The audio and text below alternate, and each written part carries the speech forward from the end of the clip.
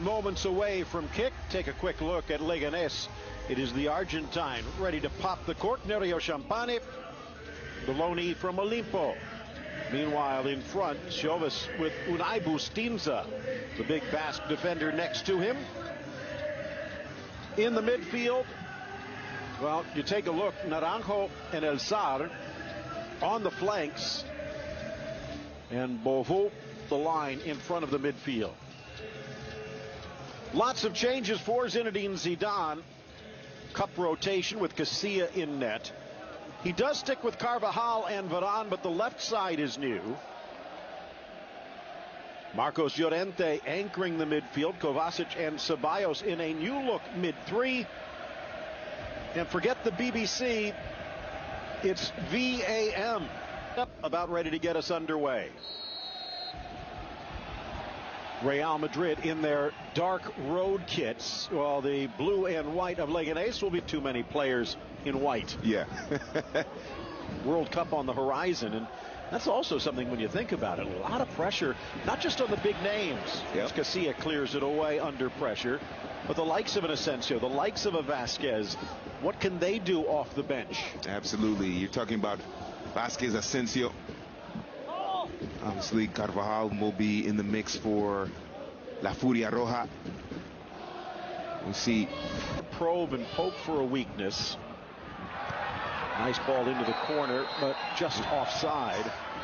Would imagine Marcos Llorente would drop back to cover until Nacho can step in. A little bit late in terms of the service. It was this is going to be tough. This is a big test for this young Real Madrid squad. Now a little collision just outside the area. This time the whistle will blow.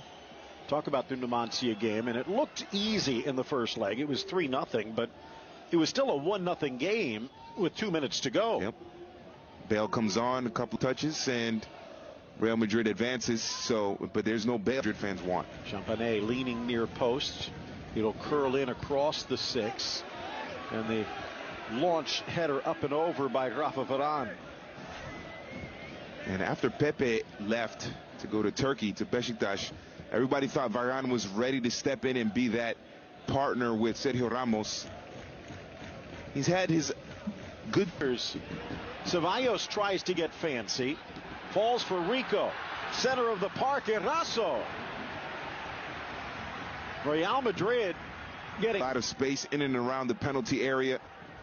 Ceballos has to track back. Caught out of position, but El Jar, with that dribbling, maybe he's the one that could, in terms of an individual move, break down the defense. We've seen Florentino Perez and the Real Madrid board members in the past fire coaches for less. Although when you think about it, it's their neighbors. We talk so much about Getafe, but as the ball poked free, Kovacic gets there and tries to tuck it in, and it looks like he sends it wide with Champagne at his mercy. Very lucky too. Oh, it's a poor touch there by Ruben Perez. Gives it up, and Kovacic knows he's got to finish that. Tries to go to that near post. Tried to caress it in, but never quite got it to turn. Maybe if he plays it to his left and then just opens up those hips, far post is wide open there. He knows it. And Zidane frustrated for sure. Absolutely. Lofted in. Met on the volley by Carvajal and then deflected clear. Should be a corner for Real Madrid, but that was almost caught on the sweet spot. Yeah, well done by Real Madrid here. This is an excellent 3 years, or especially under Zidane. They've managed to pick up goals and points late in games. Kovacic, maybe one last gasp before the whistle. Wide for Asensio. Asensio to the goal line, sweeps it across, and the flashing run looked like Vasquez couldn't find it as the first half whimpers to a close. Yeah, disjointed for Real Madrid. I don't understand how this ball gets through with about 7 Leganes players in the area, 4 of them in the 6-yard box, but it's been a disjointed attacking effort for Real Madrid. High into the air just to keep it in the Real Madrid end. Coming back onside Bustinza. Second effort as they change the angle, but not the altitude. And Naranjo able to carve out a little bit of space. You can see that Real Madrid, they're not marking real tightly. It's not a pressing game that they're using. So it's going to give an opportunity for Naranjo. Rich, remember there's only two because Jesus Vallejo had to be replaced due to injury just 12 minutes in. Nacho joining Varane. Chance on the turn, spinning away from Carvajal. Rifled across. Kiko Casilla with the touch that deflects it to safety with two men looming. Gifted by Kovacic again. And the fans starting to turn the heat up on this chilly night. It looked like Eraso was open on the service. And a driving run into the area. Whatever the case, it's still well done by Leganes. Long ball over the top. Jogging back and forth near the penalty spot. Kovacic tries to intercept. Nice and even better out wide. Varane can't get there. Amrabat lifts. Bovu meets. Denied by Kiko Casilla. And that one might have saved the game. That is a brilliant ball by Amrabat. Bovu strikes it beautifully, and it's a great save there. But once again, poor marking. Nacho does not get on top of Bovu. He reacts late. That looked like maybe it would have squeezed into that near post. But again, yeah, but Bovu didn't get too many touches, but when he did, he looked dangerous running at that Real Madrid defense. Whipped across. Casilla slams in. Now, there is an argument that that could be a foul on him against Bustinza, but it's never called. Yeah, that's the goalkeeper's domain. Anytime there's contact, whether the goalkeeper initiates it or not, it usually goes. Isco gets it back from Modric, keeps the ball, dekes around the Greek, cleared away, met on the volley, Kovacic, and gobbled up by Champagne on the goal line. And you can see how much more dangerous Real Madrid look in attack when Modric and Isco are in there, and the clever touches they've made, the space that they provide and carve out for themselves and for their teammates, not putting the pressure on. Quick feet from Isco. Garcia. Now Asensio. Again, the early injury to Vallejo taking one attacking weapon away.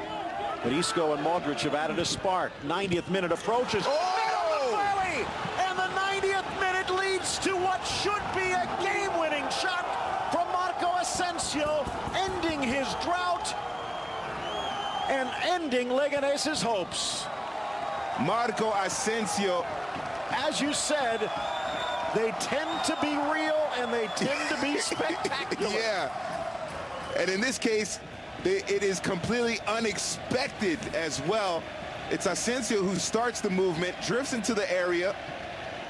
Isco out wide to Teo.